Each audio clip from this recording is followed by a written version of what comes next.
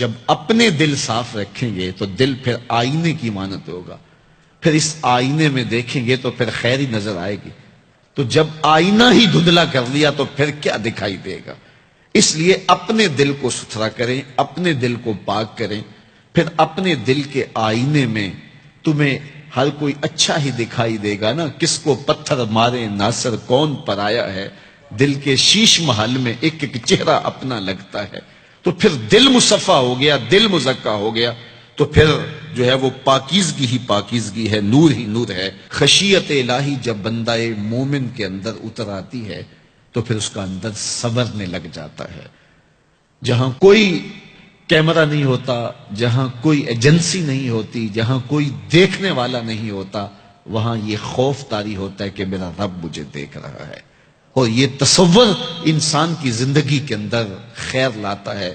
خشیت الہی باطن کو نکھارتی ہے، سجدوں میں لذت پیدا کرتی ہے، رکوع اور قیام میں سرور پیدا کرتی ہے، یہ نیتوں کے اندر خلوص اور للہیت پیدا کرتی ہے، یہ تمہارے اعمال کے اندر حسن پیدا کرے گی۔ اگر اللہ کی خشیت باطن میں نہیں ہے تو کھوکھلے عمل ہوں گے، ریا ان پر مسلط ہو جائے گی، دکھلاوا آ جائے گا، عجب آ جائے گا۔ ہم تو نماز پڑھنے لگ جائیں تو بے نمازیوں کو حقیر سمجھنے لگ جاتے ہیں۔ وہ کیسی نماز ہے جس نے ہمیں تکبر میں مبتلا کر دیا، جس نے ہمارے دماغ میں غرور بھر دیا، ہمیں لوگ بونے بونے اور چھوٹے چھوٹے دکھائی دینے لگے اگر ہم نے جو ہے وہ چند سجدے کر لیے۔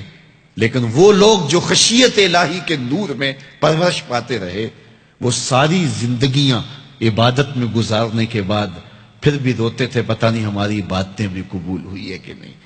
حضرت سری سکتی رضی اللہ تعالی عنہ دن میں کئی بار آئینہ دیکھتے تھے اور اپنے چہرے پہ ہاتھ پھیر کے دیکھتے تھے، کہیں میرے گناہوں کے سبب سے میرا چہرہ سیاہ تو نہیں ہو گیا۔ حضرت جنید بغدادی کے سکے ماموں لگتے ہیں، فرماتے ایک دن حضرت سری سکتی نے مجھے نصیحتیں کی، ایک نصیحت کی تو میرے پاؤں تلے سے زمین نکل گئی۔ کہنے لگے بیٹا جب میں مر جاؤں تو مجھے بغداد سے باہر دفن کرنا۔ تو میں نے کہا کہ حضرت لوگ تو بغداد میں دفن ہونے کو ترستے ہیں، تو آپ کہتے ہیں مجھے بغداد سے باہر دفن کرنا؟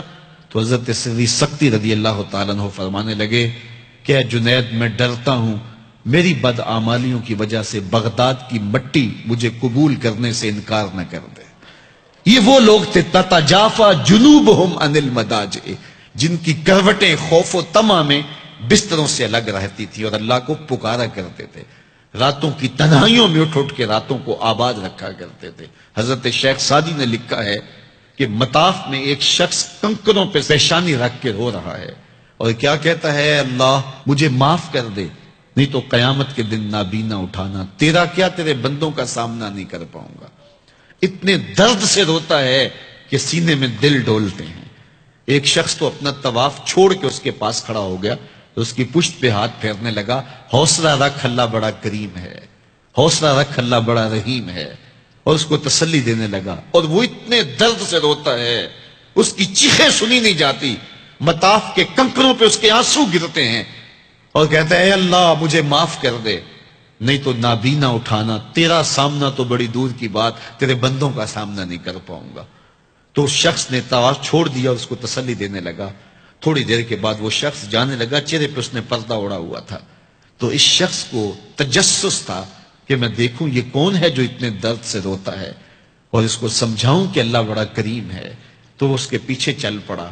تو جب اس شخص نے نقاب سے پردہ اٹھایا تو اس شخص کی چیخیں نکل گئیں، فائزہ ہوا الشیخ عبد القادر جیلانی۔ تو یہ زاروں کے تار رونے والا شیخ عبد القادر جیلانی تھا۔ آج پیر کہتا ہے کہ میں تمہیں بخشوا دوں گا، ضمانت فراہم کر رہا ہے۔ یہ حضرت غوث اعظم رضی اللہ تعالیٰ عنہ یہ خشیت، یہ عاجزی، یہ نیاز مندی اللہ کے حضور پیش کر رہے ہیں۔ جب تک خشیت کا یہ عالم بندے کو اوپر طاری نہیں ہوتا اتنی دیر تک اس کے عمل اس کے اندر عجز پیدا نہیں کریں گے، عجب پیدا کریں گے، ریاکاری پیدا کریں گے، تصنع پیدا کریں گے، وہ لوگوں کو حقیر سمجھنے لگ جائے گا۔ اور اس کائنات میں اس سے بڑا کیا جرم ہو کہ کوئی کسی کو حقیر سمجھے؟ تو کسی کو حقیر مت سمجھو، اپنے اعمال کا کیا یقین ہے کہ وہ قبول ہوئے ہیں کہ نہیں ہوئے؟